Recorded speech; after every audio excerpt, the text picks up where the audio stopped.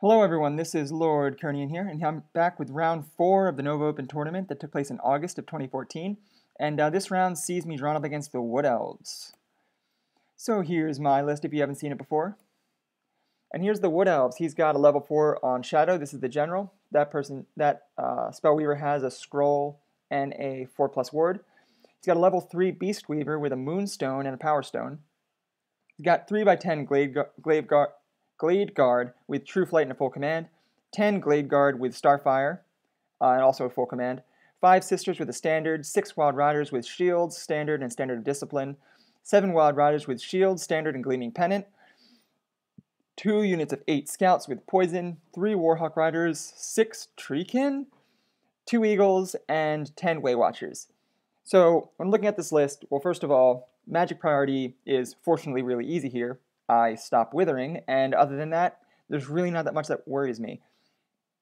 I mean, unless he gets like Occam's Mind Razor off on a turn where he charges me, which I don't really see happening with an Avoidance Wood Elf list. I'm also looking at those 6 Treekin, and my mouth is drooling. My White Lion should absolutely be able to mop them up.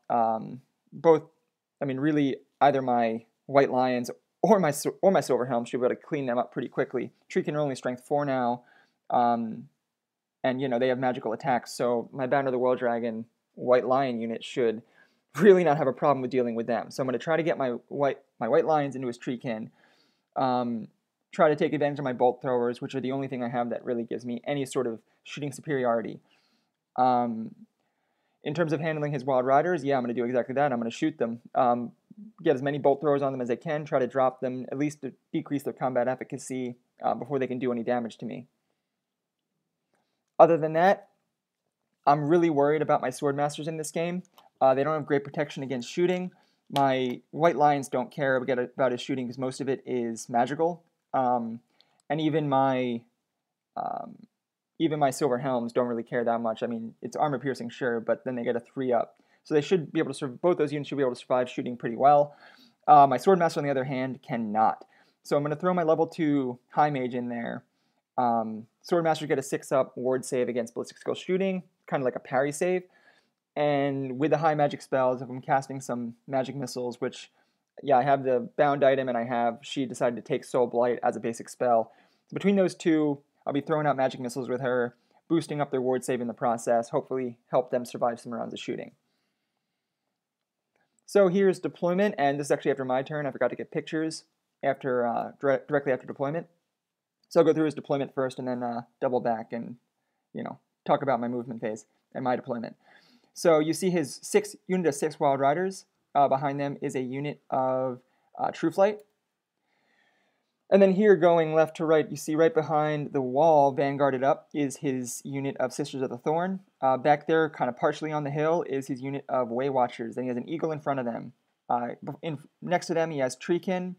Behind the Treekin, he has 1 unit of True Flight. Next to the Treekin to the right, he has another unit of True Flight.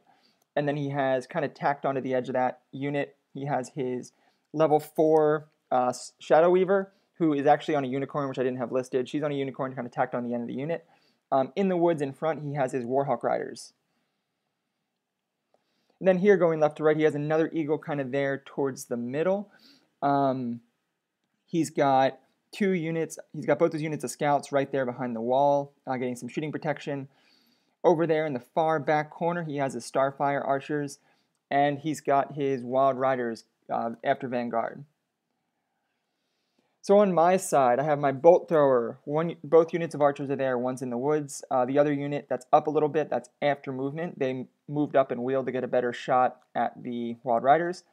The other Bolt Thrower is right there next to them, or behind them. And the reason they moved up is to both get a better shot at the Wild Riders and also to open up shots so the Bolt Thrower can shoot without any penalties at the Wild Riders. In the center, I just pushed up. You see my bus right there with my general and my BSB. My White Lions right there, directly across from his Treekin, which was awesome. I was really happy about that. My Swordmasters right there on the far flank, which I was also kind of happy about. They're a bit away from most of his units. They're out of range of 3 of his True Flight units. They're also out of range of his Waywatchers. So these guys are, at the moment at least, not going to be taking that much punishment from shooting, which I was happy about. I have both Eagles here in the center.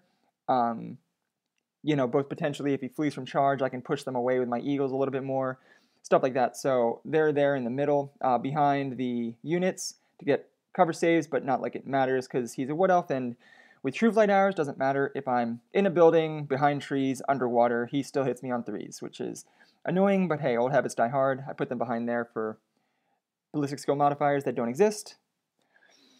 Then my both bolt throwers are up here on the hill. You see kind of in the background next to his Wild Riders, I have my unit of, one unit of Reavers is right there. That is chaffing them. That's after my movement phase. My other unit of Reavers is back behind my hill, kind of out of protection. Hills are, it's everything's true line of sight, but hills, they at least give me a hard cover save, so that's at least that. There's a better picture of his scouts. There's a better picture of me blocking him. So magic phase, I didn't really get off much. It was a pretty weak phase. He stopped a couple of my magic missiles, but I was able to get off. I 3-diced fireball at this unit. He took a risk and let it through. It was a 2-dice fireball, and I promptly rolled double ones and only 1 wound. So I was hoping that I could do more damage with that, but oh well. With my last dice, I threw it at Miasma for ballistic skill. He didn't have any dice left, and I rolled like a 3 or 4, so -2 to ballistic skill, which is better than nothing. Shooting, yeah, I unloaded with both units of archers and both bolt throwers. I was able to do 5 wounds, which I think is a little bit below average, but I mean, you know, still, it would be nice to drop the unit, but only 1 guy left. He shouldn't be able to do that much damage. You know, I mean, I have 2 units of archers there and 2 bolt throwers. Whatever, he might kill something, but then everything else should be able to turn and shoot at him. So I'm not that worried about him. And over here, I opened up as well and also killed 5 with both bolt throwers and 5 reavers, which seems a bit more statistically average. But I mean, hey, both units of reavers by the end of the top of turn 1. Both units of Wild Riders are severely reduced. I'll take it. So what up turn 1? So his solo Wild Rider decides to charge my archers in the woods. So I'm thinking, sure, I get 10 arrows, stand and shoot. Then if he makes it to combat, I get 6 attacks against him. None of us are rerolling. Yeah, I mean, I have a pretty good shot of killing him. Even if I don't kill him, he shouldn't be able to do that much damage. I should be able to still stand. So I decided to stand and shoot. And I didn't get him with my stand and shoot reaction, so he got into combat. But oh well, we still have combat, right?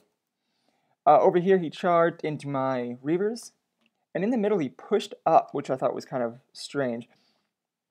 He pushed his treekin up, not full range, because I advanced a little bit. I think he advanced his treekin something like 6 or 7 inches. So right now, for me to charge him, I need like an 8 with my white lions, which I'll take.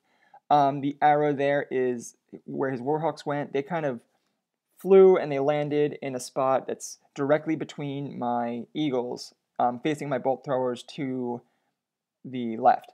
So yeah, it was stupid to leave that space there for him to land. I should have measured it out before, but oh well. So he landed there. I'll get a better picture of that later. He moved that eagle up to chaff them, and he moved that eagle up to chaff my sword masters.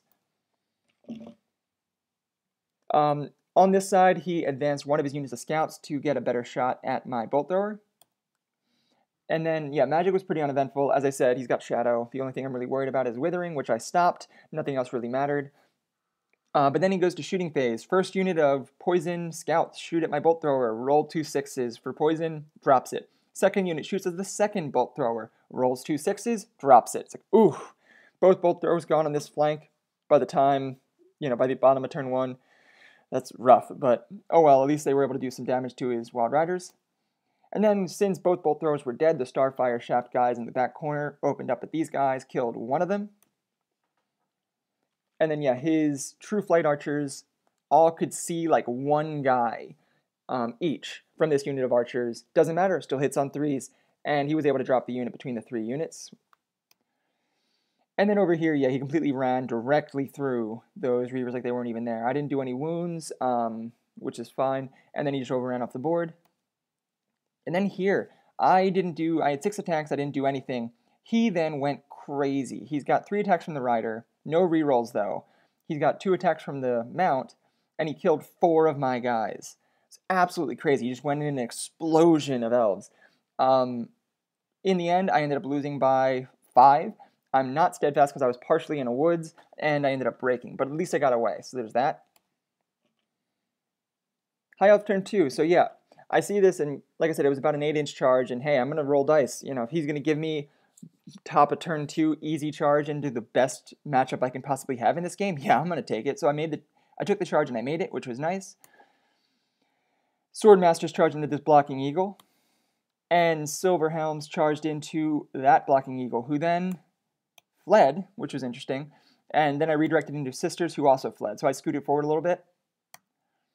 That just shows where his eagle landed. And you can see there's my eagle, the one that was behind the White Lions. He moved up behind that building to get some protection, and he's facing towards his, kind of at an angle to where I will be able to charge his Warhawk Riders, depending upon what they do in his turn. So they're facing back towards my edge to see them. And then here, yeah, so that arc of sight in the bottom right is the arc of sight of my eagle. So I declared that charge. This is the eagle that's behind my Swordmaster. So I declared that charge, easily flank, and I think it was like 12 inches away, so an automatic charge. So he decided to flee, and he fled like 2 inches. I promptly caught him, and then that unit up there failed his panic test and ran away. So that was nice. Yeah, so they ran away towards there. The Reavers, because his one unit of scouts is dead, his other units of scouts are fleeing, the only thing I have to worry about shooting-wise on this side of the board is his Starfire Shaft guy. So I moved my Reavers up behind that wall there that the other unit of scouts was previously defending. The idea was that his scouts can't shoot at me. The only thing I have to worry about is his Starfire Shaft. And so I face my Reavers towards where his Wild Riders will come back on the board. He'll come back on the board, I'll get the charge. Wild Riders are significantly less scary on the charge. So I figure if my Reavers charge him, I have a decent chance of doing 2 wounds, getting rid of the unit. So that's why they face there. And then, yeah, the eagle ended up roughly where the explosion sign is. And that just shows where the fleeing scouts landed after they failed their panic test. Magic phase was pretty uneventful again, but what I did get off, once again, 1 dice cast with Book of Hoth on Miasma, dropped his ballistic skill by 3 this time, so that was nice. Shooting, both bolt throwers turned and fired point blank at the Warhawk Rider and was able to kill him, so that was good. The archers rallied as well. And then, yeah, Swordmasters mopped up the eagle, decided not to reform. I'm assuming his Warhawk Riders are going to charge my bolt thrower in the woods. But if he needs like a 6 or a 7, if he fails it though, I have a nice easy flank charge on him. So that was good. I decided to not reform or over on there because of that. And yeah, my White Lions went to town. He didn't do, I think he did like 1 wound. In return, I killed 4. So he was on Snake Eyes, he failed, he broke, I didn't catch him. He beat me by like 1 or 2 inches. So that's where it ended up there. And him getting away from that charge was pretty critical, and you'll see why later. Wood Elf turn 2. So yeah, the Glade Guard that are behind his Treekin just kind of book it out of there. They wheel and advance to get out of the sight from overrun from my White Lions when I charge again. Oh, and also his Mage advanced up into the woods to get the +1 to cast. Those Warhawk Riders charged my Bolt Thrower. They needed like a 6, and they failed, so that was awesome. So now my Swordmasters have a really good shot of getting rid of them, so that was good. And then, yeah, this was interesting. So he hopped his Mage. His level 3 Mage was in the Starfire Shaft guys over on the far right. He hops her out and into the woods, and then he does the Moonstone over to this woods. So I was like, huh, that's interesting. I kind of saw what was coming, and what I predicted is exactly what happened. He decided to use his Power Stone, and he cast Final Transmutation. So that goes off in the woods, and I was like, sure, take it. With all my dice, I was able to stop Withering, prevent his shooting from doing damage. I'm not sure why he did this, because I can just dispel it in my turn and shoot at her. So, I mean, hey, I'll take 3 points. Shooting, so that's where my Reavers were. He only had 1 unit that can shoot at them. They're long range, hard cover, doesn't matter. He decided that he was going to roll 3 6s and then wound 3 times, and I fail all 3 ward saves. So rather than 4 guys charging his Wild Riders that come back on the board, I only have 1 left. So that hurt. And yeah, his Way Watchers are -3 ballistic skill, but they really don't have anything else to shoot at right now, so they shot at these guys, killed one. And then these True Flight guys in the back corner shot at this bolt thrower and was able to sneak through 1 wound. So High Elf turn 3, yeah, I took the charge on his rear, and he decided to stand, which I think was smart. If he fled, I had that eagle there that I positioned behind the building earlier. If he fled, that eagle could have just charged them off. So he decided to stand. He's got Killing Blow with his mounts. He might be able to Killing Blow my mage, so I think that's what he was going for.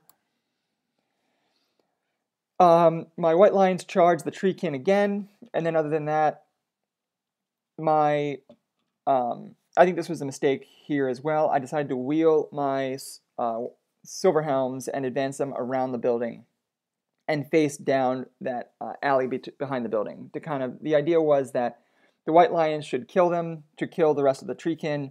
They turn to face, and then with the Silver Helms going around the building, I'll basically have him trapped between a rock and a hard place, and there'll really be no way for him to go. That was the plan.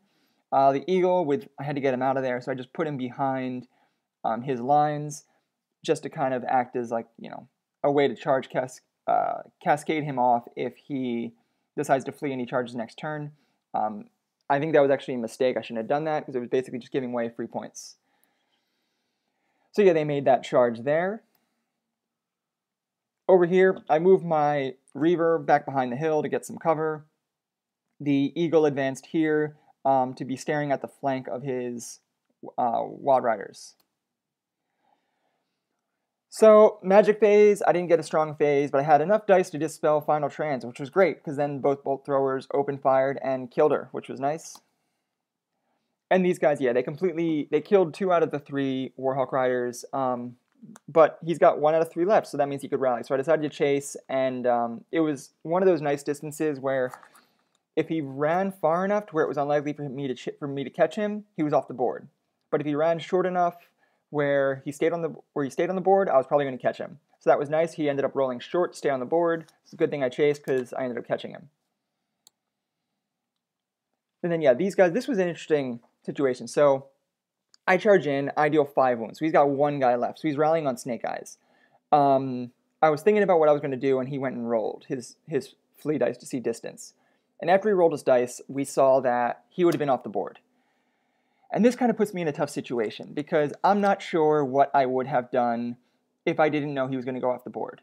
So I decided that the fairest way to do it is to assume that I would have chased and chase him. So that's why I chased like that.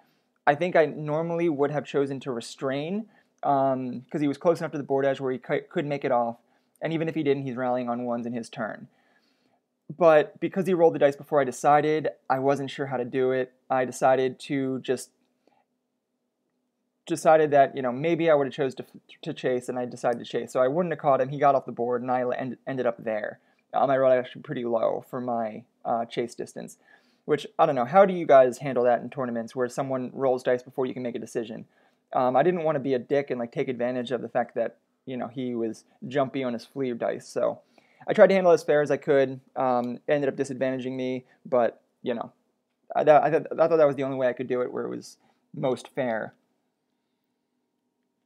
Wood Elf turn 3. So yeah, he just moved his True Flight that were back there. He wheeled them and faced the eagle. The Sisters of the Thorn also turned to face the eagle, who, as I said, was just free points because now they're basically dead. Also in that picture, you can see the corner of the base of the Way Watchers who wheeled to shoot at my White Lions. This eagle, who had fled earlier charge and then since rallied, he went up to block my Silver Helms to prevent them from charging down that back alley at his archers. And then these guys advanced towards the middle of the table. Shooting. He ended up getting off Withering this turn. I had already used my scroll on a previous cast of Withering. I think it was the one last turn. But regardless, he was able to get it off this turn. I couldn't stop it. I rolled low, and even Book couldn't save me. So he got it off and dropped my toughness by 2. So I'm down to toughness 1. The only consolation was he only had 1 unit of Glade Guard that could actually shoot at me. The Way Watchers were shooting at my White Lions. They were also out of range of this unit. His other units had wheeled. Only one unit was shooting at them, so he was able to kill 4, which isn't great, but, I mean, hey, it's a hell of a lot better than it could have been. So they took a couple wounds. His scouts were shooting at them. It's long range, it's behind cover, doesn't matter. He got his 1/6, and that's poison, so we killed him. I failed my armor save. The True Flight guys, or the Starfire guys in the back corner shot at my eagle and did 2 wounds to him. And then these guys, yeah, between the True Flight archers and the Sisters of the Thorn, absolutely wiped that eagle. The True Flight guys that were on the far right now, the one behind the building on that on the far left flank, they took another shot at that bolt thrower and were able to kill it this time. And we go to High Elves turn 4, so I charge the eagle. So we got the turn, just as we were starting this turn, we got the call last turn. I didn't think we were playing that slowly, but it turns out we were. Both of us were taking a lot of time with movement, and time had just both gotten away from both of us. It was only 2.5-hour rounds to cover 2,800 points, which, I mean, you should have enough time to get 6 turns in, but I know I was playing unintentionally slow, just because I was being really careful with my movement phase, especially against a dancing Wood Elf list. So we got the call here. So I was like, all right, well, I just need to try to get as many points as I can. So I charged that eagle. I moved this eagle behind there to try to preserve his points. These Swordmasters just reform. Basically, I need to try to preserve their points. I can't let them get shot off. So I also don't want them being charged in the rear by the Wild Riders, because, I mean, they're leadership 8, but it's only leadership 8, and they'd have a good chance of that, or they might be able to line it up and hit just my mage, maybe kill her. So I reform them, so at least if they charge in, I'm getting the full points for his unit. Magic phase was low. I would have liked to be able to cast some magic missiles with my high mage to protect them even more. I ended up not getting that, so I just dispelled withering. I only had like 3 dice or something, and just threw them all at dispelling it, and I got it, so they're no longer withered, which was nice. Bolt throwers, I have the one left in the woods, and it decided to open up on these guys. It was long range, so I only killed one of them. So they still get points for that unit, which is a little annoying. And then his turn, Wood Elf turn 4. So with no threat left of my units, he decided that, I don't have another turn, so he just advanced full steam, giving off tons of rear charges from my white lines. I really wish I had another turn. But they called time, so he just moved up aggressively, everything kind of aiming to shoot at my Swordmasters. So he starts shooting, and so first of all he starts with his Sisters of the Thorn. They shoot at the bolt thrower in the woods, kill that. So now he's got points for that. So his one unit of True Flight shoot, kill a couple. His unit of Way Watchers shoot, kill a couple more. Panic test. I fail. Run off the board. Last turn of the game, I fail that panic test, lose my mage, lose full points for the unit. That one hurt bad. With the Swordmasters no longer there, he then uses his poison guys to shoot at this eagle. Same thing. Long range, behind hard cover, doesn't matter. He gets a 6, that's poison, that's a dead eagle. So the final result after this, 21 victory points advantage for the Wood Elves. There's no ties here. So that's an 11-9 loss. I got +1 tournament point for getting my white lines into his deployment zone. So it ends up an 11-10 final. There are so many things that could have gone better this turn, or this game. So what could I have done differently? Well, the first thing I could have done differently happened really early in the game. It happened top of turn 2. I should have, once I charged his eagle and he fled, I should have charged my Swordmasters at his treekin. It was a very makeable charge. With my Silverhelm bus, I think I needed like something really small, like a 7 with Swift Stride. And there was really nothing I had to lose with that. Because if both them and the Lions go in, with the way I ranked up, it would have changed it so the white Lions were more to the right. So the overrun direction would have been towards his Way Watchers. My Silver Helms could have made that overrun into the Way Watch thing. I think it would have been like a 9-inch overrun to get into his Way Watchers. Which then I could have killed them in his turn, reformed in mine, and charged something else. That completely changed the dynamic of the game. if the if the Silver Helms made it alone, and the White Lions failed in this alternate universe where I did the smart thing, the Silver Helms and my general, my BSB, still should have been able to break that unit really easily. I mean, he's only strength 4, and, you know, White Lions, they're strength 6, but they don't get rerolls. So Silver Helms with rerolls versus White Lions without rerolls, probably pretty similar. Then you throw in my Prince and my BSB, they should have done roughly the same number of wounds and had him on Snake Eyes regardless. Then when he's breaking, I'm getting Swift Stride to chase him down. If I catch them, that saved me a whole turn, especially since we only got to 4 turns. Making it so my Lions had to spend essentially 3 turns dealing with those Treekin. The 1 turn with the charge, the failed catch, the 2nd turn with the charge, then the forced pursue since I was trying to be fair, and then my turn where I had to reform in the top of turn 4, meaning that they didn't have any other chances to charge in that game. If I caught them with the Silver Helms at the top of turn 2, I suddenly have 1 to 2 units in his back line. I don't need to spend any more time killing his Treekin, and both those units can reform to start killing off other points. I could have gone after his Way Watchers, I could have gone after his level 4, I could have tried to start clearing some of his core units. It would have been an absolutely game-changing move if I made that charge. Another thing I could have done, assuming that nothing changed, and say maybe the Silver Helms missed the charge and the White Lions, and then everything else happened the same way that it would here. These Silver Helms, at the bottom of my turn, I had another chance to save the game for myself. Instead of charging that Eagle, what I should have done is quick reform and move them back to make sure that my make sure my Swordmasters are in General and BSB range. They get that Leadership 10 rerollable. They don't flee off the board. If they stay on the board, that's a significant number of points that's saved in. It's 140 points for my level 2, plus half points for the Swordmasters. Even if you shut up all the Swordmasters, 141 points would have been enough to give me the win instead of him.